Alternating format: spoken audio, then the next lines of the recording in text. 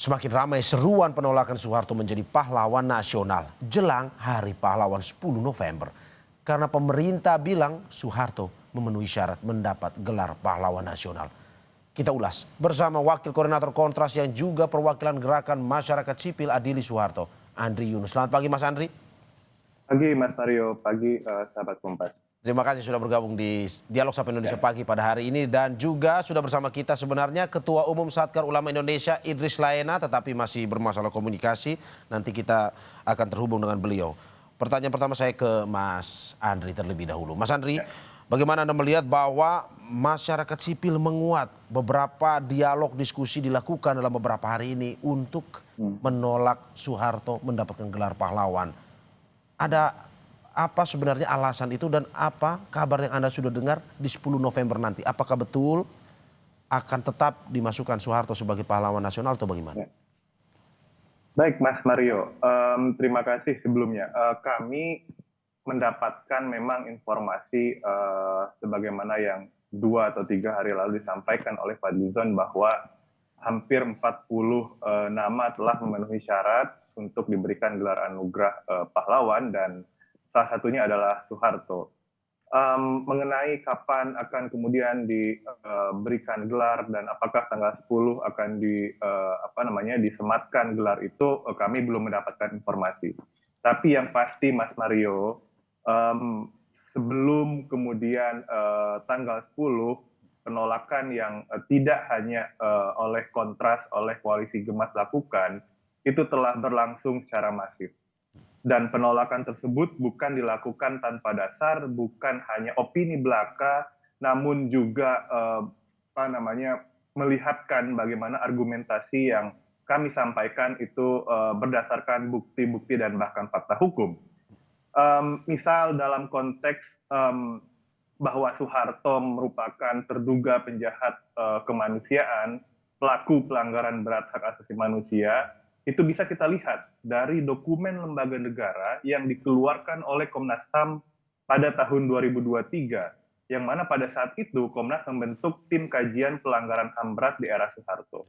Tidak hanya ada 9 kasus pelanggaran berat HAM, ada peristiwa 6566 yang kemarin sayangnya disanggah oleh Fadlizon yang menurut kami itu keluar dari tugas dan wewenang sebagai Dewan GTK yang semestinya tidak ada urusannya dengan proses pro justisia atau penegakan hukum.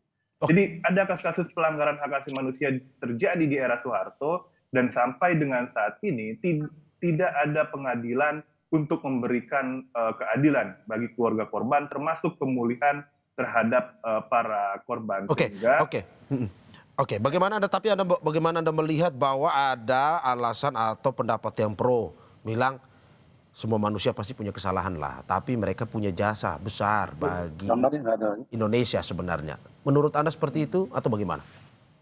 Mas Mario, menurut kami adanya korban jiwa selama era Orde Baru berkuasa dan dalam konteks pelanggaran hak asasi manusia itu tidak bisa dibandingkan dengan jasa apapun. Korban harus diberikan keadilan dulu, faktanya harus diungkap di pengadilan, dan kemudian negara menjamin tidak terjadinya peristiwa serupa. Saya rasa itu lebih substantif ketimbang kemudian menyematkan Soeharto sebagai pahlawan begitu. Jadi tidak bisa disandingkan antara jasa yang dia lakukan dengan pelanggaran hak asasi manusia yang tidak pernah diselesaikan, diseriusi oleh negara hingga saat ini. Oke. Sebelum saya lanjut Mas Andri, Ketua Umum Satkar Ulama Indonesia Idris Laena sudah bergabung kembali bersama kita. Pak Idris, selamat pagi. Assalamualaikum Pak Idris. Ya, selamat pagi. Selamat pagi Mas. Terima kasih Pak Idris. Ini sudah bergabung juga bersama kita Mas Andri Yunus, Wakil Koordinator Kontras yang juga perwakilan Gerakan Masyarakat Sipil Adili Soeharto. Pak Idris, saya tadi sudah berbincang dengan Mas Andri yang di mana teman-teman koalisi ini menolak betul pengusulan gelar pahlawan bagi Pak Harto. Menurut Anda, kalau Anda ada di pihak mana? Setuju Pak Harto diberikan gelar pahlawan atau sebenarnya tidak? Oke, jelas sangat setuju ya. Sangat setuju untuk memberikan gelar maksudnya? Sangat setuju pemberian gelar. Kenapa? Jadi begini, pertama kita harus tahu duduk persoalan dulu mengenai masalah Pak Harto ini. Ya. Jadi betul ya bahwa Pak Harto ini beberapa kali diajukan permohonan untuk diberikan gelar pahlawan nasional. Ya. Namun ya saya ingin memberikan urut-urutannya. Persoalan utama yang selama ini kita hadapi memang karena adanya TAP MPR nomor 11. TAP MPR nomor 11 itu yang mengatur tentang pemerintahan yang bersih dan bebas KKN. Ya. Jadi itu yang menghambat Pak Harto selama ini. Nah, tetapi harus kita ingat bahwa TAP MPR nomor 1 telah sudah menghapus itu. TAP MPR itu nomor 1 telah mengatur bahwa ada 6 TAP, 6 kategori TAP. TAP yang dinyatakan tidak berlaku, TAP dinyatakan masih berlaku, tapi ada juga TAP MPR yang dinyatakan apabila sudah dibentuk undang-undangnya, maka dengan sendirinya TAP MPR nomor 11 itu sudah tidak berlaku lagi. TAP MPR nomor 11 memang betul menyebutkan nama Presiden Soeharto, mantan Presiden Soeharto. Tetapi ketika TAP MPR nomor 1 diterbitkan yang menyatakan jika sudah dibentuk undang-undangnya, maka dengan sendirinya TAP MPR nomor 11 sudah tidak berlaku. Yang berlaku sekarang adalah TAP MPR. Ada 4 undang-undang yang mengatur tentang mengenai pemberantasan korupsi, kolusi dan seterusnya. Termasuk tentu KPK misalkan. Nah, jadi itu yang menghambat sekian lama. Ya. Nah, yang kedua, masalah Pak Harto ini harus tahu kita. Harus tahu sejarah. Beliau sudah pernah diadili, sudah pernah dilakukan pemeriksaan, dan beliau melaksanakan layaknya sebagai warga negara Republik Indonesia. Sudah selesai. Ketika itu Kejaksaan Agung telah menerbitkan SKP 3, Surat Keterangan Pemberhentian Penyelidikan. Sebagai warga negara, semua sudah dilakukan oleh Pak Harto. Jadi tidak ada lagi yang bisa menghambat. Kemudian tahun 2024 yang lalu, saya ketua fraksi Golkar MPR Republik Indonesia. Ya. Saya saat itu kami mengajukan surat kepada MPR minta keterangan. Bagaimana status Presiden Soeharto, kemudian Bung Karno, kemudian Abdurrahman Wahid, tiga-tiganya clear, sudah diberikan surat oleh MPR Republik Indonesia bahwa ketiga-tiganya sudah selesai dilaksanakan. Artinya tidak ada lagi secara kendala administratif maupun secara hukum. Mengenai apa yang diributkan ini kan soal katanya melanggar HAM. Saya selalu menantang siapapun. Yang tunjukkan kepada saya institusi apa yang punya otoritas untuk menentukan seseorang melanggar HAM atau tidak, baik internasional maupun nasional, yang pernah menerbitkan keputusan tentang Pak Harto sebagai pelanggar HAM. Tidak ada. Semua karena katanya oleh seseorang, oleh kemudian LSM, oleh lembaga-lembaga. Saya ingin mengatakan bangsa kita ini bangsa pemaaf. Kita jangan menjadi bangsa pendendam. Oke. Bangsa kita sudah seharusnya. Pak Idris, oke, kita harus berpikir bagaimana menyatukan anak bangsa kita. Oke, Pak Idris, itu salah satu untuk yang HAM, tapi yang soal korupsi seperti yang tadi disampaikan oleh Mas Andri, saya akan bacakan. Merujuk laporan Transparansi Internasional pada 2004, Pak Harto ditempatkan sebagai pemimpin paling korup di dunia dengan estimasi penggelapan dana publik mencapai 15 miliar sampai 35 miliar dolar AS. Menurut Anda ini pun juga tidak terbukti walaupun sudah ada laporan Transparansi Internasional ini? Tidak ada. Tidak pernah bisa menjadi hukuman. Jadi kalau hanya lembaga ini, lembaga itu, dan seterusnya, ketika tidak ada putusan yang mengikat, putusan mengikat oleh otoritas hak untuk menerbitkan itu, yang menentukan itu, saya kira kita tidak bisa. Kita ingat masa Pak Harto, Pak Bung Karno. Bung Karno juga mengalami hal yang sama. Sebagai pahlawan nasional, beliau mengabdi memerdekakan bangsa ini juga ditolak. Makanya rakyat itu menilai bahwa begini, ketika kita memberikan penghargaan kepada seseorang, kita tidak menghakimi. Kita menentukan seseorang diberikan penghargaan atau tidak, jika ternyata kontribusinya, pengabdiannya lebih besar dibanding, saya kira siapapun yang di dunia ini tidak melakukan kesalahan. Oke, saya ke Mas Andri. Pengabdiannya lebih besar dibanding Pak Idris. Kesalahannya, kenapa tidak begitu? Oke, Pak Idris. Jadi harus kita berikan penghargaan. Oke, Pak Idris, saya ke Mas Andri untuk menanggapi apa yang Anda sampaikan bahwa tidak ada lembaga yang menentukan atau memberikan legitimasi yang secara jelas. Satu, soal pelanggaran HAM. Dua, juga soal korupsi. Menurut Anda bagaimana? Ya, Mas Mario, begini, pertama saya ingin komentari dulu mengenai TAP MPR Ya, 11 oke, yang menyebutkan silakan. secara eksplisit soal KKN. Dalam catatan dan penelaahan kami, TAP MPR 11 itu tetap berlaku dengan sampai terbentuknya undang-undang. Dan berdasarkan hasil pengecekan kami dalam rapat dalam risalah sidang paripurna MPR 2019-2024, itu TAP MPR tidak pernah dicabut karena memang berdasarkan peraturan MPR nomor 1 2019, MPR tidak lagi memiliki kewenangan apapun yang dapat menghapus pertanggungjawaban hukum seseorang. Jadi TAP MPR itu masih berlaku, artinya secara moral dan substantif itu harus dilaksanakan. Yang mana berarti bahwa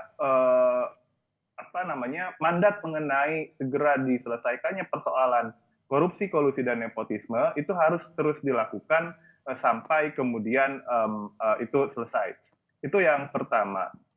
Lalu yang kedua, saya tadi sudah singgung di awal Pak Idris, bahwa saat ini belum ada putusan yang berkekuatan hukum tetap yang menyatakan bahwa Soeharto sebagai pelanggaran HAM, itu semestinya negara itu menindaklanjuti tim kajian Komnas HAM soal pelanggaran HAM berat di era Soeharto. Ada 9 kasus yang sampai saat ini tidak ditindaklanjuti oleh negara, oleh Komnas HAM, Kejaksaan, dan seterusnya.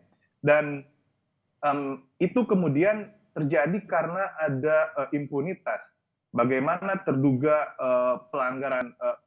pelanggar hak asasi manusia duduk dalam pemerintah atau kekuasaan, hingga kemudian membuat pengadilan HAM itu menjadi tidak terlaksana. Artinya kami menyayangkan sebetulnya mengapa kemudian hal paling substantif menurut kami mengenai penyelesaian proses pelanggaran HAM itu tidak diselesaikan, dan justru di tengah situasi seperti ini memaksakan Soeharto yang diduga sebagai pelanggar hak asasi manusia yang berat itu diberikan gelar pahlawan. Oke, Anda mau bilang bahwa sebenarnya walaupun tidak ada legitimasinya, tapi kejadiannya ada. Begitu ya? Betul, fakta hukumnya ada, Mas Mario. Ya. Oke, saya ke Pak Idris. Pak Idris masih tergabung bersama kita ya? Ya. Pak Idris, seperti yang dikatakan oleh Mas Andri, oke, walaupun tidak legitimasi, tapi kejadian Anda dilihat dari bagaimana beberapa aksi. Salah satunya ini aksi Kamisan yang terus-menerus terjadi di depan istana. Karena merasa bahwa ya ini adalah salah satu pelanggaran HAM berat dan Pak Harto diminta untuk bertanggung jawab. Salah satu yang diminta untuk bertanggung jawab. Menurut Anda seperti apa? Ya, jadi Mas Andri, saya luruskan ya. TAP MPR nomor 11 itu mengatur tentang pemerintahan yang bersih, bebas KKN.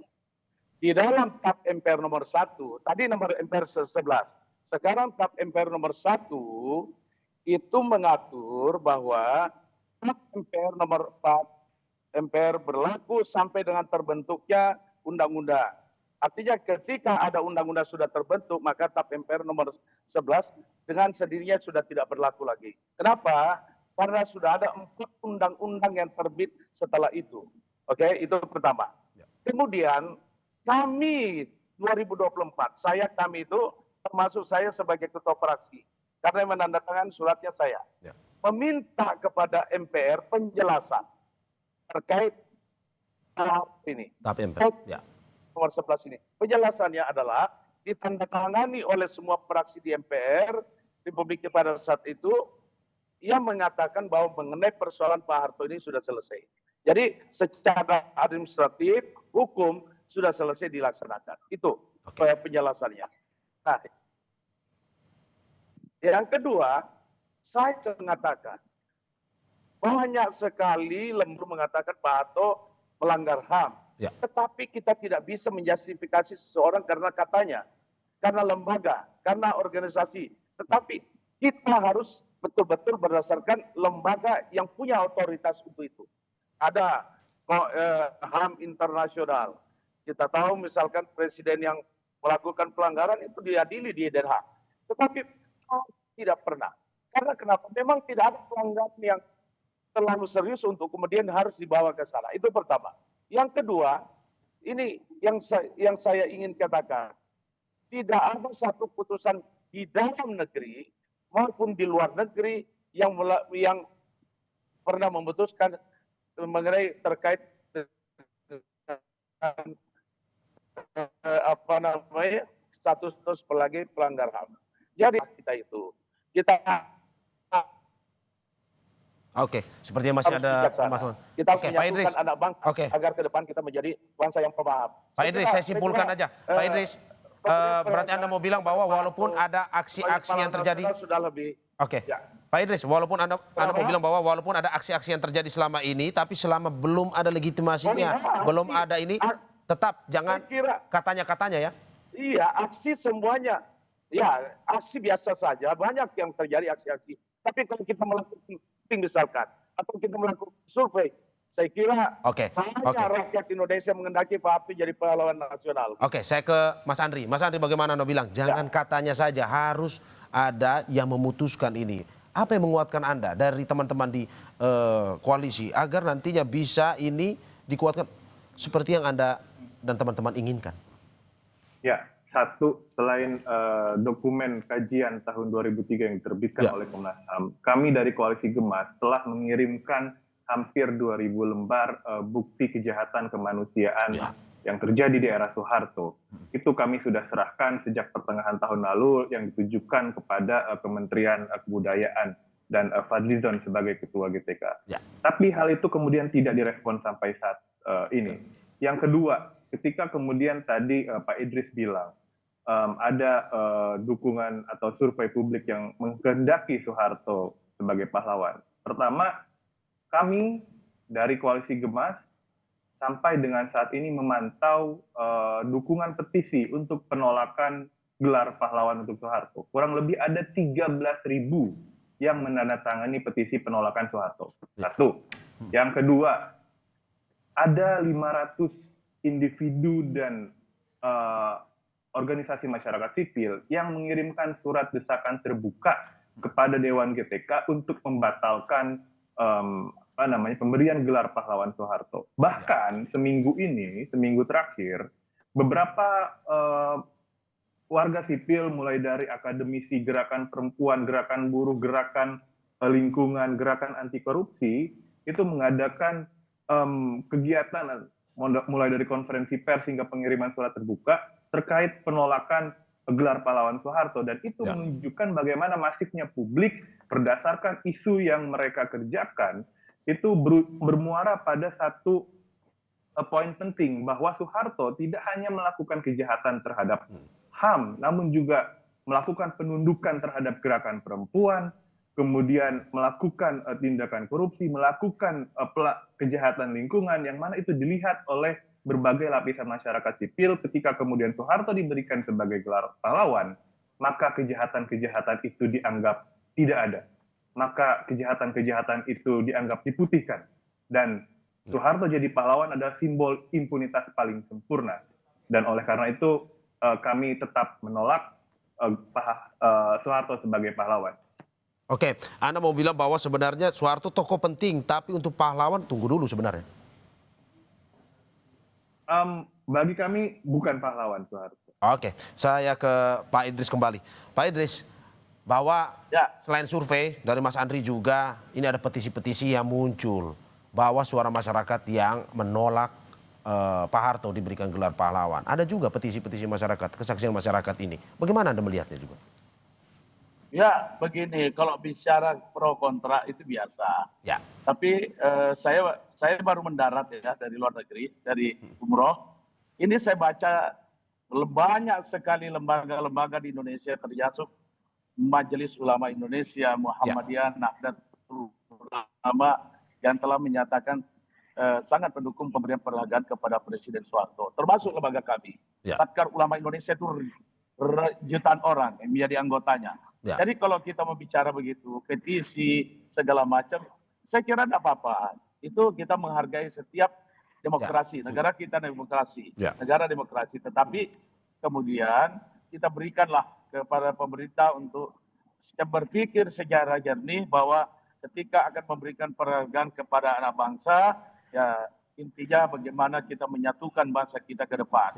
Menjadi bangsa yang pemaaf, tidak ada dendam bersejarah, karena kalau semua mau diungkit, saya kira banyak sekali persoalan. Tetapi rakyat kita, bangsa yang pemaaf. begitu.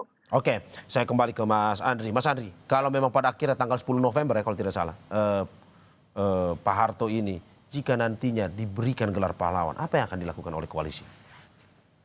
Ya, tentu kami akan melakukan penelaahan, Mas Mario. Perlu kami sampaikan bahwa kami menilai ada ketidakkonsistenan sebetulnya selama proses pemberian gelar pahlawan ini dilakukan oleh pemerintah, mulai dari tahap pengajuan dari daerah sampai kemudian ke tingkat pusat. Misal, klaim bahwa Soeharto diusulkan oleh pemerintah Jawa Tengah. Kami menemukan pernyataan media Gubernur Ahmad Lutfi pada medio April menyebut bahwa tidak mengetahui soal usulan mengusulkan Soeharto sebagai pahlawan dari Provinsi Jawa Tengah. Itu satu. Yang kedua, menurut kami mengenai syarat. Bagaimana kemudian syarat umum dan khusus yang diatur dalam pasal 24 Undang-Undang GTK, ada beberapa yang tidak dipenuhi. Satu, mengenai memiliki integritas moral dan keteladanan. Menurut kami tidak ada. Keduanya dipenuhi oleh Soeharto. Kemudian syarat mengenai berkelakuan baik. Kita tahu bahwa selama 32 tahun era Orde Baru banyak sekali menunjukkan dan menggunakan politik kekerasan yang represi dan menggunakan pendekatan keamanan melalui angkatan bersenjatanya. Saya rasa itu tidak mencerminkan bagaimana kemudian Soeharto memiliki integritas moral dan keteladanan, termasuk juga berkelakuan baik. Jadi dari hal itu kami menilai dan mengkaji ada beberapa hal yang kemudian menyalahi prosedur dan bahkan tidak memenuhi syarat. Ada hak bagi warga negara untuk kemudian menggunakan langkah-langkah hukum sebagai mekanisme komplain, tapi kami menekankan bahwa hak untuk komplain itu tidak perlu kami gunakan sepanjang negara, seperti yang Dewan GTK tidak memaksakan Soeharto menjadi pahlawan. Oke. Itu, Mas Mario. Saya terakhir ke Pak Idris. Pak Idris, closing statement-nya terkait dengan pemberian gelar pahlawan ini 10 November kabarnya akan dilakukan.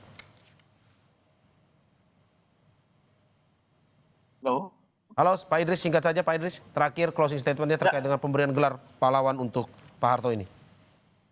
Ya, saya kira kita semua rakyat Indonesia tentu harus berpikir jernih. Saya selalu katakan, inilah saatnya kita bersatu, membangun bangsa kita yang lebih yang penuh kerukunan. Tadi saya katakan lupakan dendam-dendam sejarah. Terlalu prematur kalau tadi disebutkan semua apa yang disampaikan tentang Pak Harto. 32 tahun pemerintahan Pak Harto, kalau mau dihitung kebaikannya jauh lebih banyak dibandingkan apa yang disampaikan tadi. Saya kira kita harus jernih, sekali lagi jernih berpikir bahwa kita bangsa yang besar adalah menghargai jasa-jasa para pahlawan. Ya, terima kasih atas apa yang disampaikan. Ini menjadi terus diskursus bersama dan semoga kita harapkan ya nanti akan ada jalan tengah bagi topik yang kita sedang bahas ini, pemberian gelar bagi Presiden kedua Republik Indonesia Soeharto. Terima kasih Wakil Koordinator Kontras yang juga perwakilan Gerakan Masyarakat Sipil Adili Soeharto, Andri Yunus, dan Ketua Umum Satkar Ulama Indonesia, Idris Laena. Terima kasih Bapak-Bapak, sehat selalu. Terima kasih. Ya, selamat.